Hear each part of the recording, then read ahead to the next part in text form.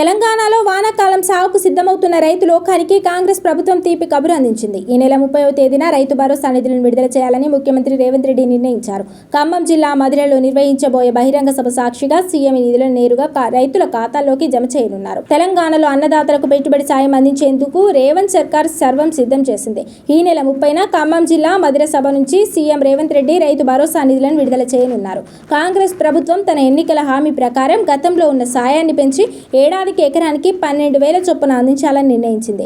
ఇందులో భాగంగా ప్రస్తుత వానాకాలం సీజన్కు సంబంధించి ఎకరానికి 6,000 చొప్పున రైతుల ఖాతాలో జమ కానున్నాయి. దాదాపు 67 లక్షల మందికి పైగా రైతులకు సుమారు 1.35 కోట్ల సాగు భూమికి ఈ నిధులు అందనున్నాయి. కేవలం 10 రోజుల్లోనే ఈ ప్రక్రియ మొత్తాన్ని పూర్తి చేయాలని సీఎం రేవంత్ రెడ్డి ఆదేశించారు. రైతులకు పెట్టుబడి సాయం అందించే లక్ష్యంతో 2018 మే 10న అప్పటి బీఆర్ఎస్ ప్రభుత్వం రైతు బంధు పథకాన్ని ప్రారంభించింది. తొలి ఏడాది ఎకరానికి సీజన్కు 4,000 చొప్పున అందించగా ఆ తర్వాత 2019 వానాకాలం సీజన్ నుంచి ఆ మొత్తాన్ని సీజన్కు 5,000కు పెంచారు. 2018 మే నెల నుంచి మొదలుకొని 2023 చివరి వరకు ప్రతి వానాకాలం యాసంగి సీజన్లో ఈ నిధులను రైతుల ఖాతాలో జమ చేస్తూ వచ్చారు. గత ప్రభుత్వ హయాంలో దాదాపు 11 విడతల్లో ఈ పెట్టుబడి సాయాన్ని పంపిణీ చేశారు. అయితే సాగులో లేని భూములకు, కొండలు, గుట్టలకు కూడా ఈ నిధులు వెళ్తున్నాయనే విమర్శల నేపథ్యంలో ప్రస్తుత కాంగ్రెస్ ప్రభుత్వం పారదర్శకమైన నిబంధనలతో రైతు భరోసాగా మార్చి నిధులను అందిస్తోంది.